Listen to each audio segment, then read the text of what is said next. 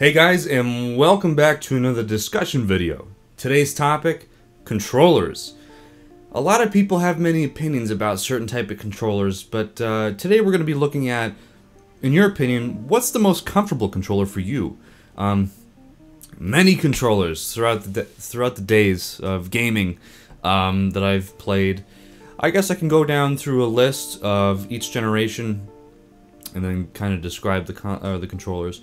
We have the 8-bit generation, we have the Famicom and the NES controllers, which are basically the same thing in design, you know, as far as shape, which is actually a comfortable controller. I mean, looking at it, it's just kind of like a rectangle, and it really doesn't look comfortable, but it is. 16-bit, we have, you know, the Genesis controller and the Super Nintendo controller, many other controllers for 16-bit. But my opinion, I really like the Super Nintendo best because I love the way that it's designed with the L&R buttons on the top. It just kind of fits in my hand really well. And the Genesis controller just kind of feels awkward. It has those two shapes. They're like teeth at the ends or the bottom or whatever it is. And now the 32-bit. Wow, what was Nintendo thinking? I mean, you have the N64 controller going from the Super Nintendo, which is just kind of like an oblong shape, to this thing where Nintendo developed, assuming people have 3 hands, or, you know, something like that. I guess they were really just trying to innovate, but it's just kind of weird, because, you know, as far as I know, nobody really uses that far over stick unless you're playing a game with a D-pad. But for the most part, N64 games support the, you know, the C-stick, or not the C-stick, but the analog stick. When I hold an N64 controller, I just kind of, you know, hand in the middle on the middle stick, and hand on the right stick, and then just kind of go from there with the stick just hanging off. PlayStation controller, it first started off not having the analog sticks, but then, you know, as time went on, PlayStation released the, you know, the DualShock and all that type of stuff with the analogs, which are really nice. It's a comfortable controller. You know, the Sega Saturn, it's basically like another Genesis controller, except we have the L&R buttons now. It's like, I like to think of it as a Genesis controller, like on steroids, but it's not really that beefed up. It's just kind of, you know, we have shoulder buttons now. Look at us. So then we have the Dreamcast, the PS2, and the GameCube.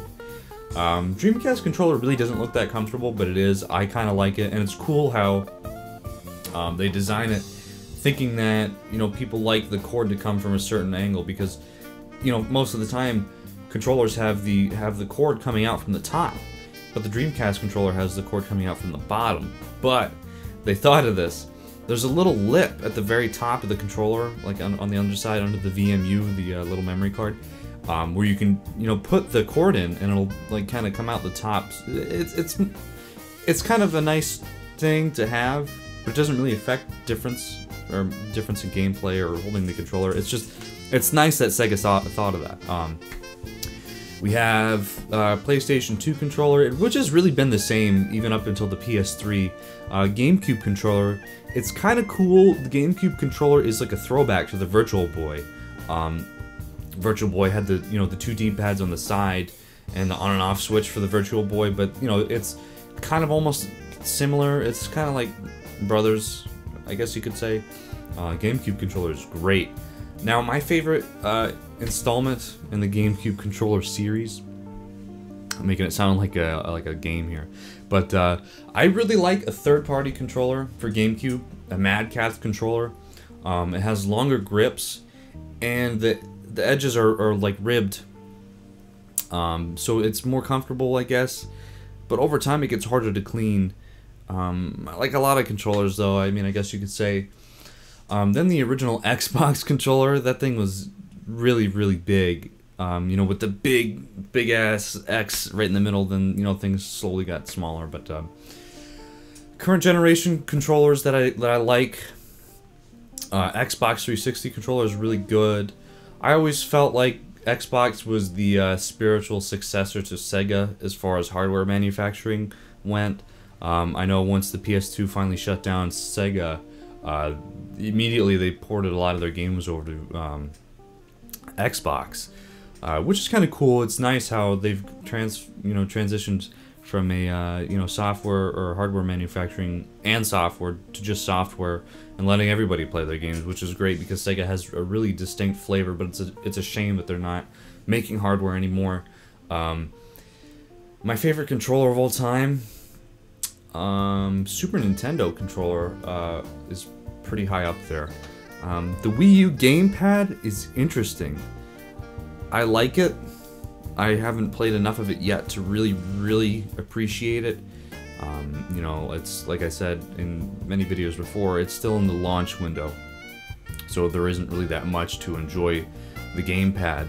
But it's cool how it's like a DS, like a big DS, and it has like motion control where you can pan the gamepad with the, you know, with the game in the game, and you can see, you know, instead of just looking at the TV where it's just one kind of linear thing, you're only seeing this.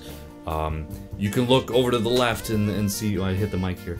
You can look over to the left and then see stuff over here that you wouldn't normally see, or look to the right. It just kind of, it's cool. It brings a lot of stuff to the table. Another interesting to think about is, what do you think the controllers are going to be like for the next generation? Do you think PlayStation is going to stick with the same, if it ain't broke, don't fix it, you know, thing, PlayStation controller? Or do you think Xbox, for the Xbox 720, which I think is a ridiculous name, but it makes sense, do you think they're just going to keep the same idea, just kind of expand on it? But yeah, like I said, Super Nintendo controller is my favorite controller, my most comfortable. Just wanted to go over some controllers, you know, the past maybe 20-30 years, and maybe that'll jog your memory to let me know what your favorite controller is, what's most comfortable to you.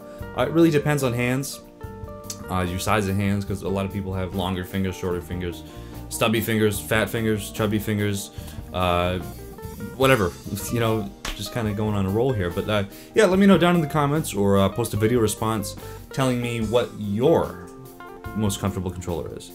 Like I said, let me know, and I will see you next time.